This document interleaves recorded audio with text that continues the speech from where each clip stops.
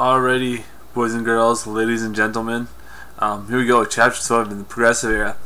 How the Progressive has improved life in the United States.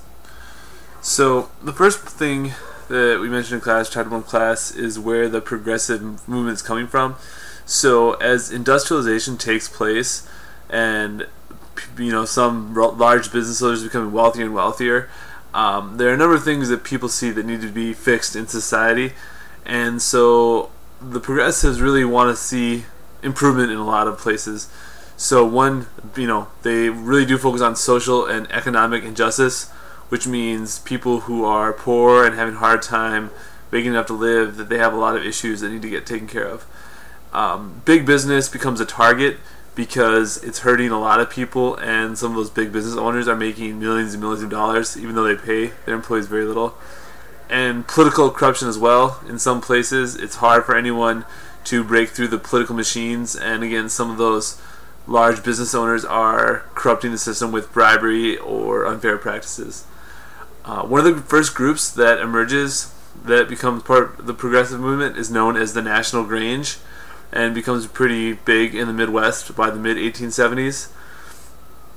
What the Grange focuses on is railroads and grain storage companies, because those companies are charging them high prices to ship their goods and to store their crops, and it's making it hard for farmers to be successful. So the Grange tries to get established prices so they're able to be more competitive and make money farming. They also start their own banks and pick political candidates who support the laws and the ideas that they like.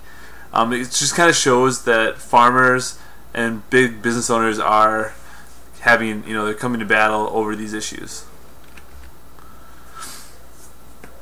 Out of the National Grange and Farmers Alliances, the Populist Party develops, and the whole idea is that farmers and industrial workers will unite. And an industrial worker is like a factory worker, so Populists say, hey, look we are people who are kind of down and out. We're the small guy versus these big business owners. Let's work together to get some better conditions. One of the things that the the Populist Party focused on is they wanted an 8-hour workday, so that people could go to work, get home, be with their kids, be with their family, and still have some time.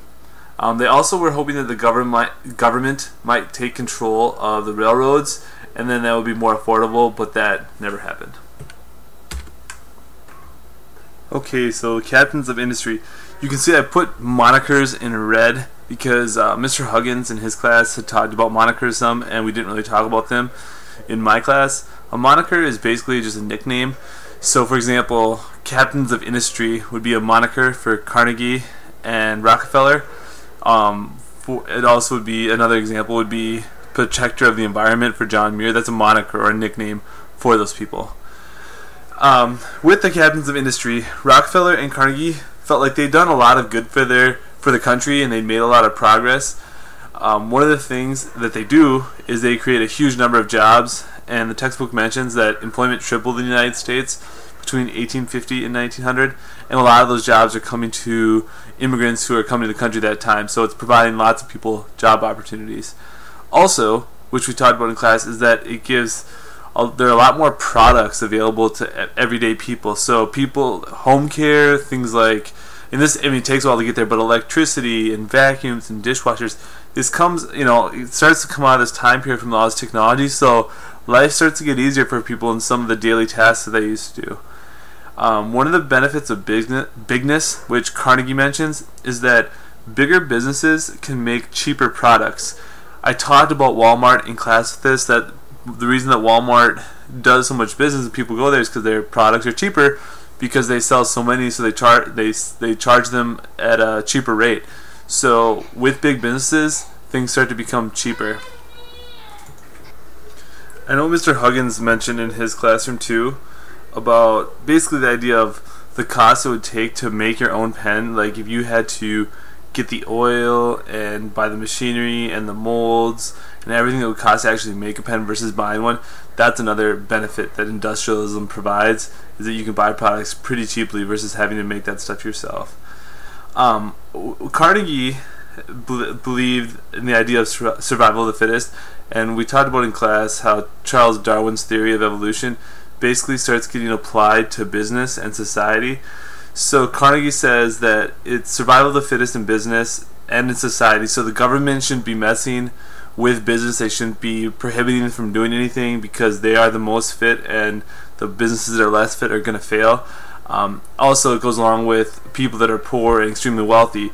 This backs to the idea that if I'm wealthy and successful, it's because I'm the fittest, and people at the bottom are meant to be there because they're not suited for, they're not the best, and that's how it's supposed to be. So it goes along with that whole idea of a laissez-faire economy, and it also makes some of these wealthy industrialists feel like they deserve the spot that they're in.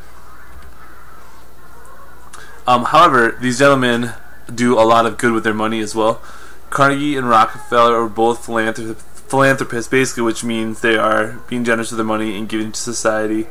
Carnegie said, "He who dies rich dies disgraced."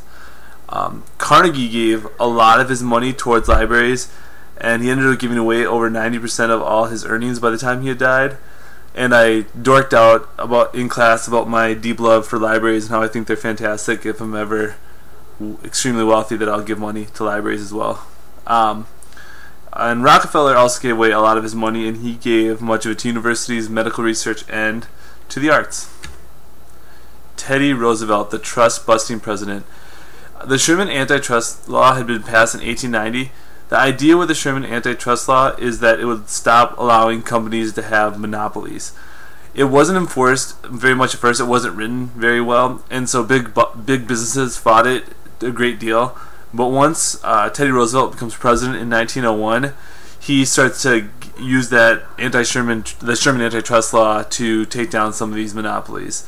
Right away, he goes after the Northern Securities Company for their railroad monopoly. They controlled pretty much anything from Chicago west, so they had a lot of rail line in the United States, and he helps to break them apart.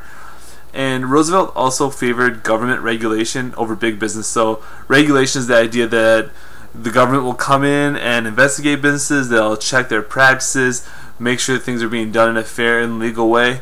Again, big businesses don't like it because they feel like the government's messing with them. But a lot of times, Roosevelt and the progressives felt like it was better for consumers and the average citizen to have regulation. We're going to skip Robert Lafayette. We didn't really focus on him in class, so we're going to skip over him now. Mother Jones, champion of workers' rights. She was sticking up for workers' rights in all sorts of ways, but she's most famous for sticking up for children. She led the March of the Mill Children from Pennsylvania to New York to fight for child labor laws. And due to her efforts and many other progressives, by 1909, 43 states had passed laws banning child labor. And there are more and more labor laws popping up at this time to help people who work in factories and other jobs like that. So in the 1900s, things are slowly getting better. The government passes a 10-hour workday. Women can now get leaves for pregnancy and still be hired back. And the glamorous chairs with backs for support. I know that I like backs on my chairs as well as the people who are sitting around working on sewing machines all day. So those are some of the improvements that started to happen during this time period. John Muir, protector of the environment. As we read and watched in that fantastic video, he got hit in the eye while he was working on one of his inventions, and that changed his life course. He decided to become a roamer and go around and be with nature, and he pretty much becomes the most famous conservationist in U.S. history. I mentioned that in the video he weeps with the flowers in Yosemite because it's hilarious, and he also does a lot of writing to attract public attention to conservation, and with his help, by 1890, Congress turned Yosemite into a national park. He was known for working with Teddy Roosevelt, and together they did a lot of good for the environment. Roosevelt, as president, increased the national forest land from 47 million to 195 million acres, so that's a substantial increase in the amount of land preserved to keep as forests. 27.8 W.E.B. Du Bois, the spokesman for equal rights. So Du Bois saw a lot of things going on in the South: the segregation, the fact that African Americans were denied voting rights, black people were often being lynched in the South with almost nothing being done about it, and he felt that African Americans had to fight for their rights. Du Bois and Booker T. Washington, another famous African American at this time, they disagreed publicly about what was best for African Americans. Washington thought that the best way for black people to help themselves was to become economically independent. So if you can make enough money and be independent financially, then things are going to get better for you and you're not going to be able to be controlled as much, and eventually rights will come as we become more independent. Du Bois disagreed. He said, it's more important to become very well educated. Don't just worry about getting a trade like carpentry or plumbing. You need to become educated and you need to fight for your rights right now, not later on. What's most important is being educated and fighting for your rights. Du Bois helped start the Niagara movement, and that in part led to the formation of the NAACP, which is the National Association for the Advancement of Colored People, which is still the most prominent black rights organization in the United States. And they were the NAACP was in the bus boycott in Montgomery, Alabama, with Martin Luther King. They were the main group that worked on Brown versus the Board of Education, which stopped segregation in the United States. So the NAACP is still a heavy hitter and is involved in a lot of court cases involving African American rights in the United States today. Upton Sinclair, truth writer.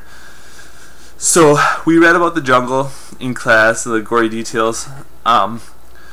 When Sinclair started to write The Jungle, his purpose was to show the poor conditions of the factory workers, or the workers at these meat plants. He wasn't trying to show how gross it was and disgust everyone.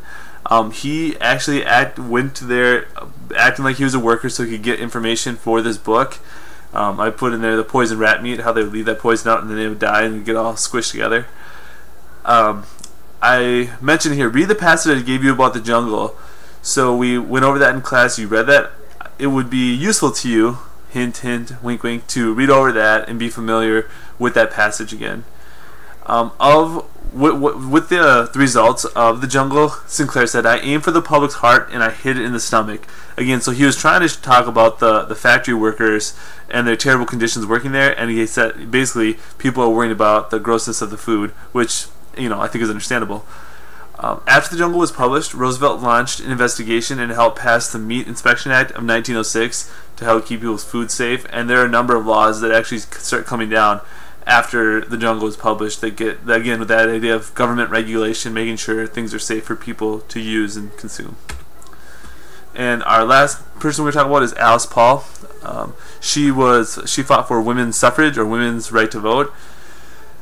We talked about women's suffrage a while back now, and it kind of had faded, but with the progressives, women's suffrage comes back to the forefront. And Alice Paul was one of the leaders of the National Women's Party.